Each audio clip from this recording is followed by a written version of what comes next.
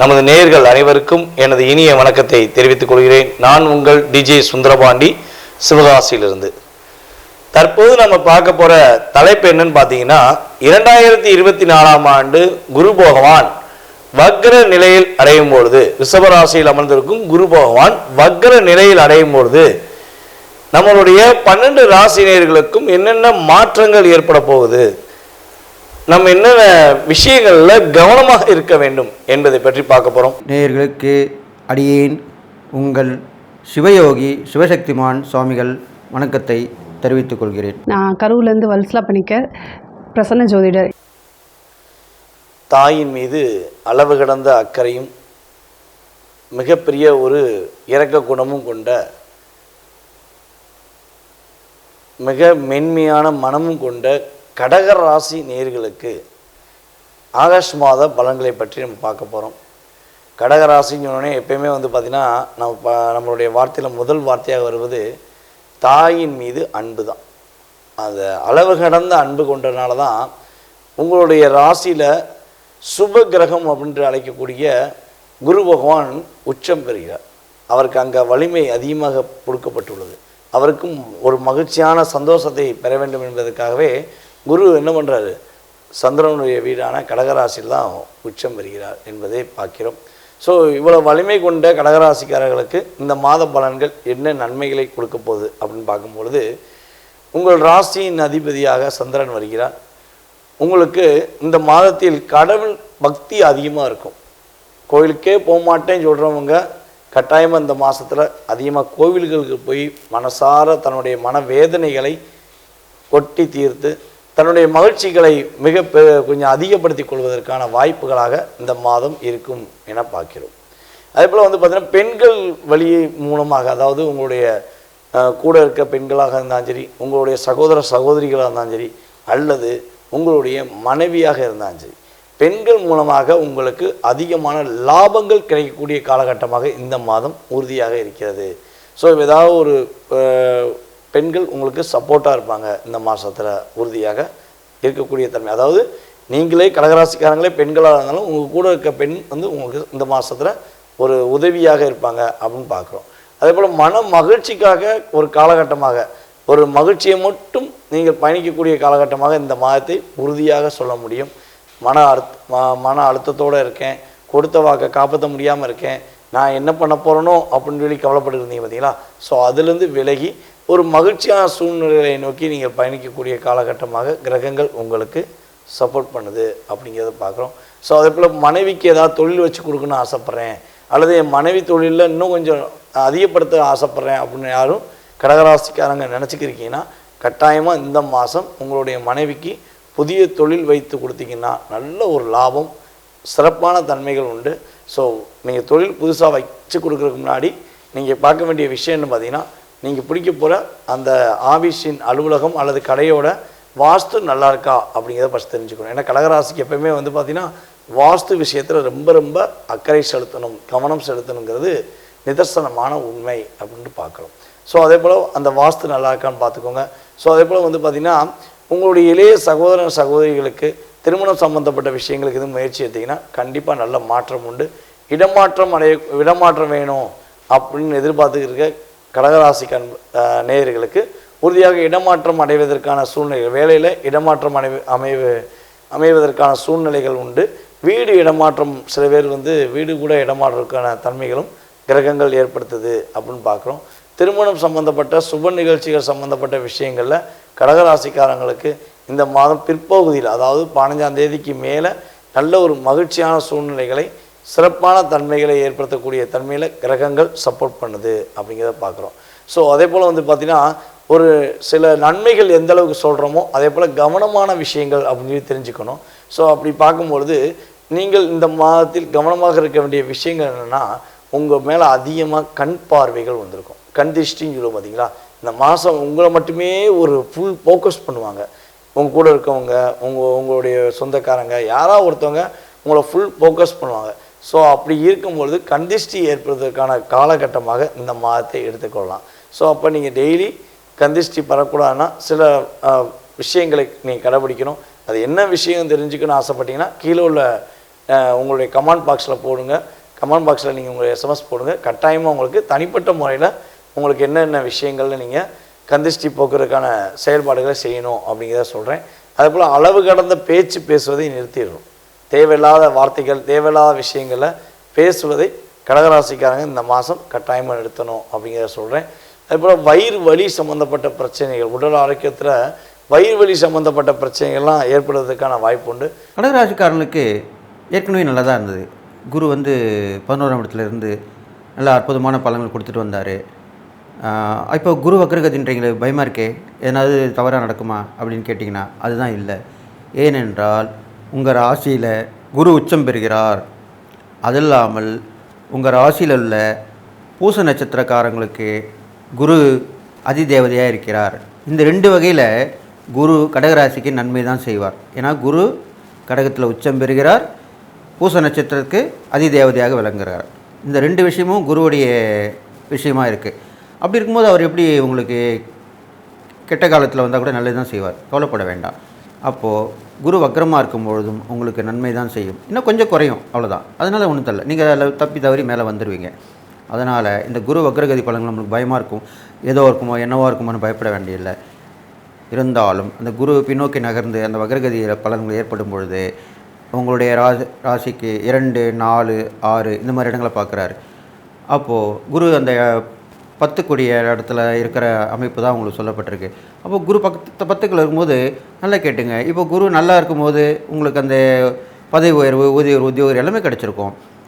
அந்த குரு வக்ரகதமாக இருக்கும்போது என்னன்னா சிறு சிறு சறுக்கல்கள் ஏற்படும். அப்போ நீங்கள் என்ன பண்ணணும், வேலையில் கவனம் செலுத்தணும், ஒரே குறிக்கோளில் இருக்கணும். அப்போ கண்டிப்பாக நல்லது நடக்கும். அதை நீங்கள் கவனம் இல்லாமல் போனால் தான் இப்போ கொடுத்த பதவியில் வந்து சில பேர் இப்போ சொல்லுவாங்க இல்லையா, ஒருத்தருக்கு ஒரு ப்ரொமோஷன் கிடச்சிருக்கும், அவர் அந்த வேலையில் சரியாக செஞ்சிருக்க மாட்டார். அப்போ என்ன பண்ணுவாங்க, டிகிரேட் பண்ணுவாங்க. டிகிரேட்னா அந்த பதவி உயர் வந்து பதவி இறக்கமாகிடுவாங்க, வெயிட்டிங்கில் போடுவாங்க, வெயிட்டிங் லிஸ்ட்டில் போடுவாங்க, பதவி இறக்கம் பண்ணுவாங்க. இப்போ கவர்மெண்ட் சர்வெண்ட்லாம் தப்பு பண்ணாங்கன்னு வச்சுங்க, போலீஸ் டிபார்ட்மெண்ட் இருக்கவங்க இது மாதிரிலாம் அவங்கள வெயிட்டிங் லிஸ்ட்டில் தானே போடுவாங்க, பார்த்துருப்பீங்க. அது மாதிரி தான் நடக்குமே வழியே அந்த வேலையே போயிடாது. அதனால் கவலைப்பட வேண்டாம். அப்போது கண்டிப்பாக நல்லதாக நடக்க போகுது. அந்த 10ஆம் இடத்து பலன் தான் கொடுக்க போகிறாரு. 10ஆம் இடத்து பலன்ற போது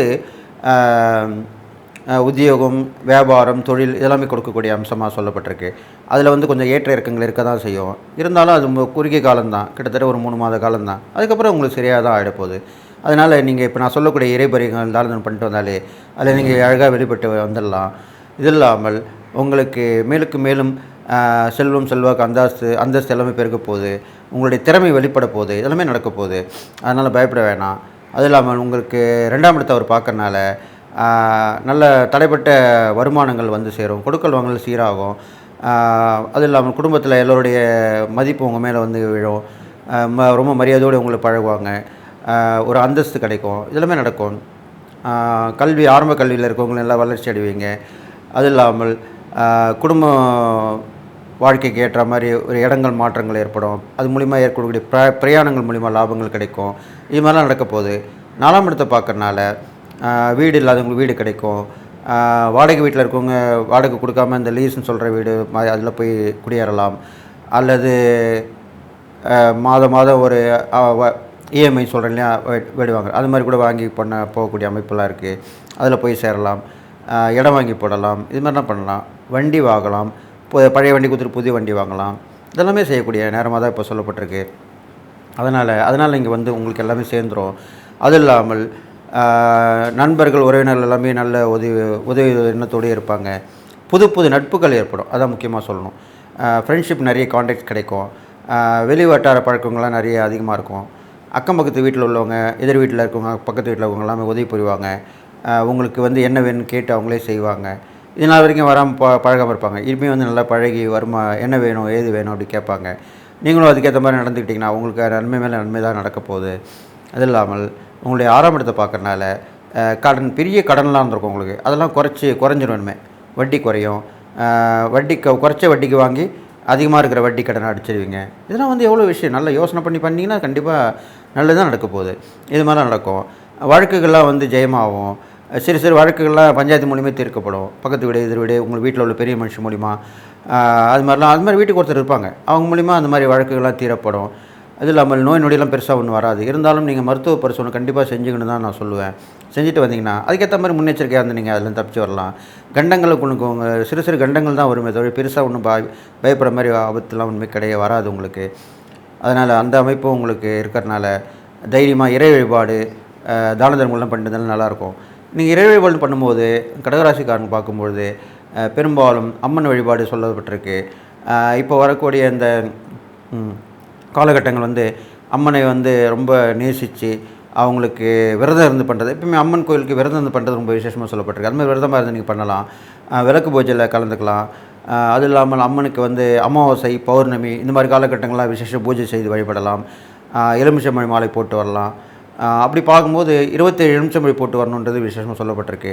எந்த ஒரு கிரக கோளாறாக இருந்தாலும் சரி, நல்ல தடைகள் பிரச்சனைகள் வந்தாக்கா ஒரு 27 எலுமிச்சம்பழங்கள் அமாவாசையிலையோ பௌர்ணமியிலோ அம்மனுக்கு சாற்றி வழிபட்டால் ரொம்ப அந்த பிரச்சனைகள் தீருன்றது ஜோதிட சாஸ்திரத்தில் சொல்லப்பட்டிருக்கு. கடக ராசிக்கு எப்படி இருக்குன்னு பார்க்க போகிறோங்க.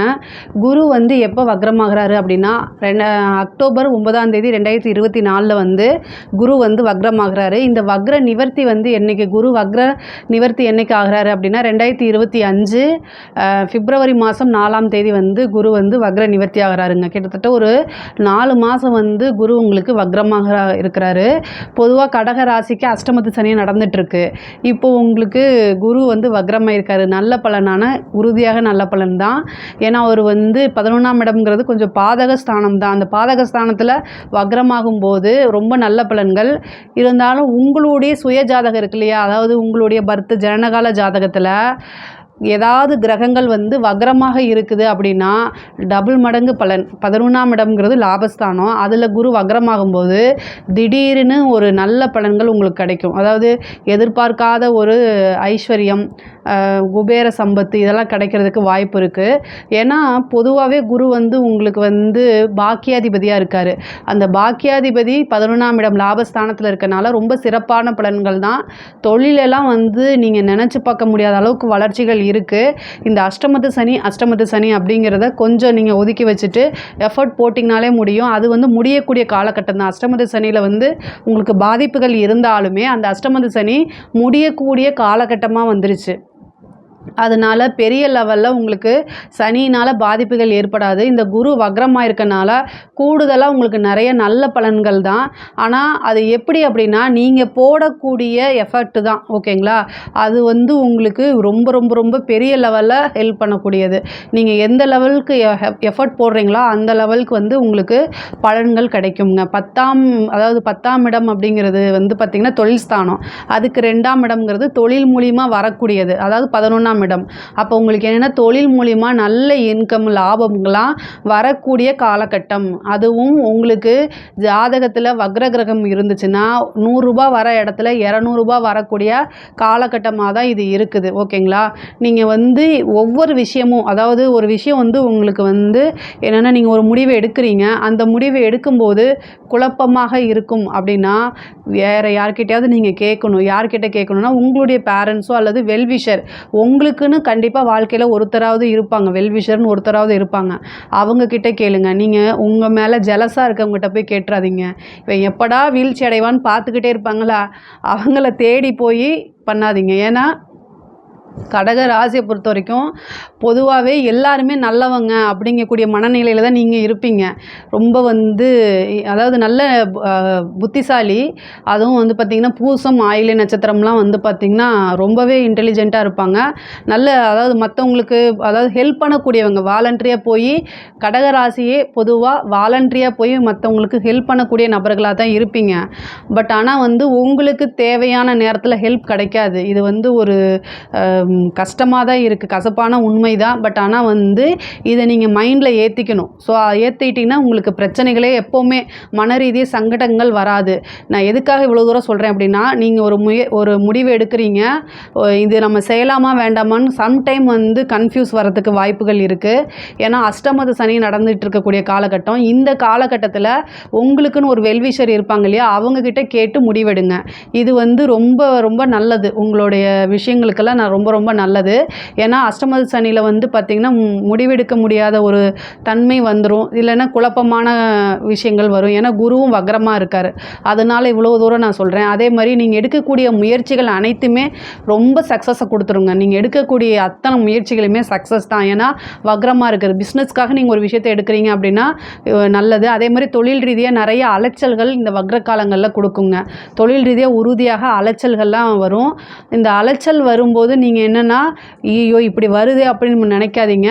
அது வந்து உங்களோட வளர்ச்சிக்கு அப்படிங்கிறத நீங்கள் மாற்றிக்கணும். உங்களுடைய வளர்ச்சிக்கு தான். அதே மாதிரி திடீர்னு ஒரு பார்ட்னர் கிடைக்கிறதுக்கு வாய்ப்பு இருக்குது. அதாவது தொழில் ரீதியாக உத்தியோக ரீதியாக ஏற்கனவே இருந்த பார்ட்னர் வந்து உங்களுக்கு என்ன விலகி போயிட்டாரு, ஏதாவது ஒரு பிரச்சனைனால அவர் என்னென்னா உங்களுக்கு ரொம்ப கஷ்டத்தை கொடுக்குறாரு அப்படின்னா அவர் விலகி போயிட்டாரு அப்படின்னாலும் இப்போ குரு வந்து வக்ர பார்வையோடு பார்க்குறனால உங்களுக்கு ஒரு நல்ல பார்ட்னர் கிடைக்கிறது. அதுவும் இன்வெஸ்ட்மெண்ட்டோடு வரதுக்கு உண்டானது. அல்லது நீ வந்து ஒர்க்கிங் பார்ட்னராகவோ அல்லது இன்வெஸ்ட்மெண்ட்டை மட்டும் பண்ணிவிட்டு நீங்களே எல்லாமே பார்த்துக்கங்க அப்படின்னு சொல்லக்கூடிய பார்ட்னர்ஷிப்போ கிடைக்கிறதுக்கு வாய்ப்புகள் இருக்குது. அதை கரெக்டாக யூஸ் பண்ணிக்கங்க. தொழில் ரீதியாக வந்து இடம் மாற்றங்கள் உறுதி. உத்தியோக ரீதியாகவும் இடமாற்றம் அப்படிங்கிறது உறுதி. தொழிலில் லாபமும் கிடைக்கும், முன்னேற்றமும் கிடைக்குங்க. தொழில் ரீதியாக சூப்பராக இருக்குது கடக ராசியை பொறுத்த வரைக்கும். அதே மாதிரி இந்த ஆயில்ய நட்சத்திரம் அப்படின்னு சொல்லக்கூடியவங்களுக்கு, அதாவது திருமணத்திலேருந்து ஏதாவது பிரச்சனைகள் இருக்குது அப்படின்னா நீங்கள் வந்து இந்திர பகவானை வழிபாடு பண்ணுங்கள். ஆயில்யம் பூச நட்சத்திரம் 2 பேருக்குமே. ஏன்னா வக்ர காலகட்டங்களில் இது வரைக்கும் உங்களுக்கு தள்ளி போயிட்டு இருந்தால் கூட திடீர்னு திருமணம் வந்து நடைபெறதுக்கு வாய்ப்பு இருக்குது. திடீர்னு ஒரு ஃபிக்ஸ் ஆகிறதுக்கு வாய்ப்பு இருக்குது. அதனால் கரெக்டாக யூஸ் பண்ணிக்கோங்க. இந்த திருமணம் அப்படிங்கிறது இந்த வக்ர காலகட்டங்கள்லேயே உங்களுக்கு நடக்கிறதுக்கு வாய்ப்புகள் இருக்குது. உங்களுக்கு திருமணத்தில் வந்து ஏதாவது பிரச்சனைகள் இருக்குது, அதாவது இது வரைக்கும் பொண்ணு பார்த்துட்டு போயிருப்பாங்க, மாப்பிள்ளை பார்த்துட்டு போயிருப்பாங்க, இது ரெண்டுமே வந்து எந்த தகவலுமே சொல்லலை அப்படின்னாலும் இந்த உங்களுக்கு வந்து திருமணம் வந்து ரொம்ப லாங்காக போய் ஏஜ் ஆகிடுச்சு, பட் ஆனால் திருமணம் வந்து இன்னும் ஃபிக்ஸ் ஆகவே மாட்டேங்குது அப்படின்னு நினச்சிட்டு இருக்கவங்க, அப்படிப்பட்டவங்களுக்கு வந்து இந்த குரு வக்ர காலத்தில் திடீர்னு திருமணம் நடக்கிறதுக்கு உண்டான வாய்ப்புகள் அதிகமாக இருக்குங்க. திருமணம் சார்ந்த தோஷங்கள் ஏதாவது இருந்துச்சுன்னா அதை நிவர்த்தி பண்ணுறதுக்கு இந்த குரு வக்ர காலத்தில் வந்து பார்த்திங்கன்னா மகாலட்சுமிக்கு வழிபாடும் இந்திரதேவன் வழிபாடும் பண்ணுறது ரொம்ப ரொம்ப உத்தமம், சிறப்பான பலன்கள். இந்த 4 மாதத்துக்குள்ளே திடீர்னு திருமணம் ஆகிறதுக்கு உண்டான வாய்ப்புகளும் இருக்குங்க. பெண்களை பொறுத்த வரைக்கும் ரொம்ப ரொம்ப கவனமாக இருக்கணும். திருமணம் சார்ந்த உறவுகள், அதாவது உங்களுடைய ஹஸ்பண்டோ அல்லது மனைவியோ, கணவனாக இருந்தால் மனைவியும் மனைவியாக இருந்தால் கணவனும் வந்து ஒருவரை ஒருவர் அனுசரித்து செல்லக்கூடிய காலகட்டம். உங்களுக்கு ஆல்ரெடி வந்து நீங்கள் நிறைய விஷயங்கள் நல்ல விஷயங்கள் பண்ணாலும் குடும்பத்திலேருந்து டக்குன்னு உங்களுக்கு ஒரு நல்ல பேர் கிடைக்காது. கடக ராசியை பொறுத்த வரைக்கும் குடும்பத்தில் ரொம்ப கஷ்டப்பட்டு தான் வரக்கூடிய அமைப்புகள் இருக்குது.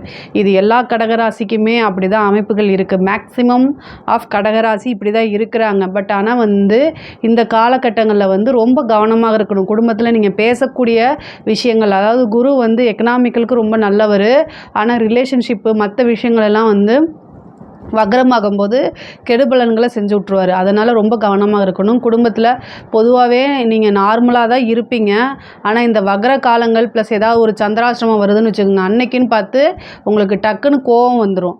கோபம் வரும்போது என்னென்னா சம்டைம் வந்து வார்த்தையை விட்டுருவீங்க. ஏன்னா அஷ்டமஸ்தானத்துலேருந்து வாக்கு ஸ்தானத்தை சனி பார்க்குறாருல்ல, திடீர்னு ஒரு வார்த்தையை விடுவீங்க, அது வந்து ஒரு பெரிய பிரச்சனையாக மாறி சண்டைகளில் கொண்டு போய் விட்டுரும், அப்புறம் அது பிரிவினையும் ஆக்கி விட்டுரும். ஸோ அதனால் ரொம்ப கவனமாக இருக்கணும்.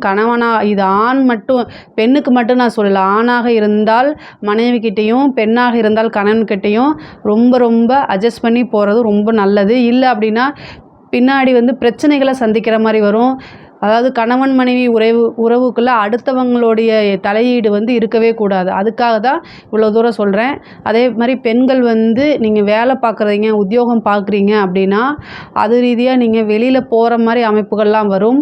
ஆனால் அங்கே போகும்போது நீங்கள் எங்கே போகிறீங்க, இடம், ஃபோன் நம்பர், காண்டாக்ட் நம்பர் எல்லாமே சொல்லிட்டு போங்க. குரு வக்ர காலங்களில் வந்து சம்டைம் வந்து நமக்கு கெட்ட பேர் வரதுக்கு உண்டானதோ அல்லது ஆபத்துக்கள் வரதுக்கு உண்டான அமைப்புகளோ இருக்குது. அதே மாதிரி இந்த காலகட்டங்களில் உங்களோட இஷ்ட தெய்வங்களை வழிபாடு பண்ணுங்கள். குரு அஞ்ச பார்க்குறது திடீர்னு ஒரு ஐஸ்வர்யம் கிடைக்கும். பூர்வீக சொத்துக்கள்லாம் வந்து உங்களுக்கு தேடி வரதுக்கு உண்டான அமைப்புகள் இருக்குது. இது வரைக்கும் வந்து உங்களுக்கு எதுவுமே கிடைக்கல, உங்களோட அதாவது பெற்றோர்களுடைய சொத்துக்கள், பூர்வீக சொத்துக்கள் கிடைக்கலைனாலும் இந்த டைம் குரு வக்ர பார்வையாக உங்களுக்கு 3ஆம் இதாக இருக்கனால உங்களுக்கு உண்டான பாகப்பிரிவினை வரும். உங்களுக்கு உண்டான ஷேர்ஸ் எல்லாம் தானாக தேடி வரதுக்கு உண்டான அமைப்புகள் இருக்குது. அதில் ஏதாவது பிரச்சனைகள் இருந்தாலும் அந்த பிரச்சனைகள் வந்து இந்த காலகட்டங்களில் நிவர்த்தி ஆகும். வண்டி வாகனங்களை போகும்போது கவனமாக இருக்கணும். கூடுதல் கவனம் தேவை இந்த காலகட்டத்தில். திடீர்னு ஒரு ஐஸ்வர்யம் வரதுக்கு உண்டான அமைப்புகள் இருக்குது. அதே மாதிரி கல்யாணம் ஆகி நீண்ட நாட்களாக உங்களுக்கு குழந்தை இல்லைன்னா புத்திர ஸ்தானத்தை குரு பார்க்குறாரு. அப்போ திடீர்னு ஒரு குழந்தை பாக்கியம் கிடைக்கிறதுக்கு வாய்ப்பு இருக்குது. குலதெய்வ வழிபாடு பண்ணுங்கள். எவ்வளோதான் இருந்தாலும் குலதெய்வ வழிபாடு, எத்தனை தெய்வங்கள் இருந்தாலும் குலத்தை காப்பது குலதெய்வமே. அதனால் உங்களுடைய வம்சம் விருத்தியாகணும் அப்படின்னா குலதெய்வ வழிபாடு பண்ணுங்கள். சந்தான பிராப்தம் உறுதியாக கிடைக்கும். அதே மாதிரி உபாசனை தெய்வங்கள் எடுங்க.